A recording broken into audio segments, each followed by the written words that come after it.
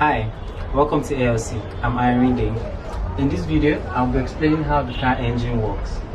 The cars on our roads are either powered by the internal combustion engine, also known as ICEs, or electricity, known as electric cars, or both the internal combustion engine and electricity. Those cars are known as hybrid cars.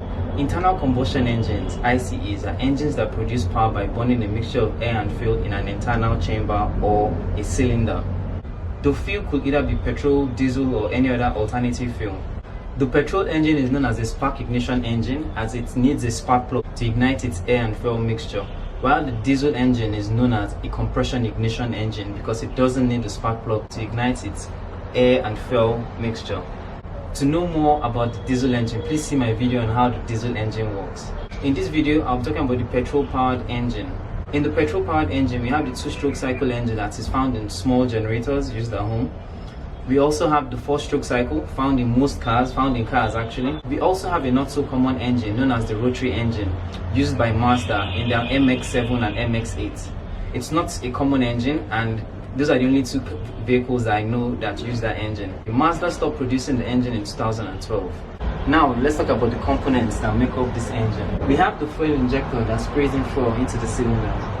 We have this particular one is the port type. The port type of fuel injection is done outside the port, outside the cylinder. In most new cars, we have the direct injection. That is, the fuel injector sprays it directly into the engine. Because of space and all, that's why I drew the port fuel injection type. But we also have, in most cars on the road now, we have the fuel injector that sprays the fuel directly into the cylinder. We have the valves. We have the camshaft. The camshaft opens up and closes the valves. The camshaft, this black part is the lobe on the camshaft. The camshaft is a cylindrical rod or a cylindrical shaft that has lobes at specific places. When these lobes go over the valves, they open the valves. When it rolls away from that valve, it closes the valve. You'll get to learn more about the camshaft in my other videos. We have the spark plug that ignites the air and fuel mixture in the cylinder.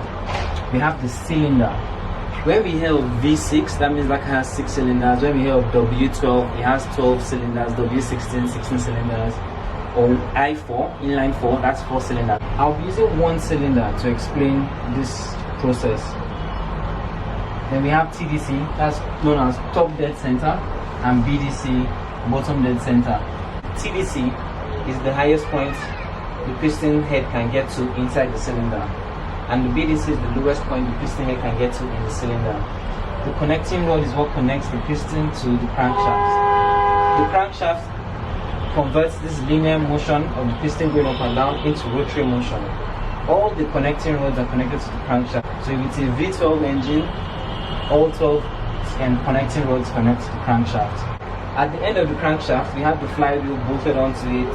The clutch is bolted onto the flywheel, and that is how power flows out of the engine through the crankshaft to the flywheel, to the clutch, to the transmission, to the differential before it powers the wheels of the vehicle.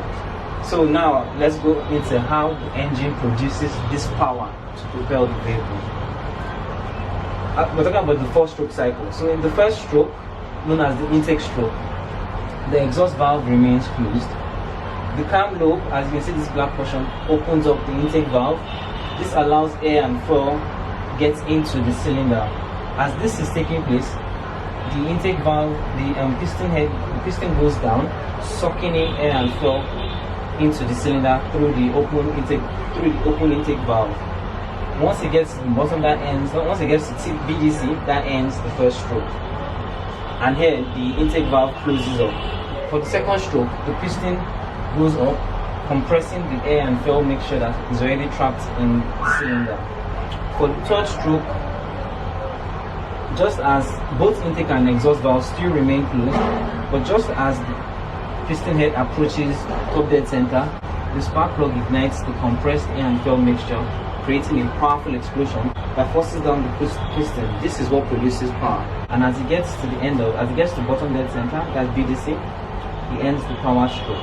Then for the exhaust stroke, the intake valve still remains closed, the exhaust valve opens up while the piston comes up to push out the burnt gases, and it sends these gases out through the exhaust pipe. That is simply how the engine produces power. It converts linear motion into rotary motion that rotates the wheels of the vehicle. From this we can see that the engine needs air, fuel, compression and spark to produce power, and the absence or lack of any of this can inhibit the vehicle from starting or not produce efficient power. Because if it's just one cylinder not receiving spark, sometimes the vehicle drives but you will feel that you're underpowered. Please subscribe to my YouTube channel and my other social media platforms. Ayo loves cars, Ayo loves cars, Ayo loves cars.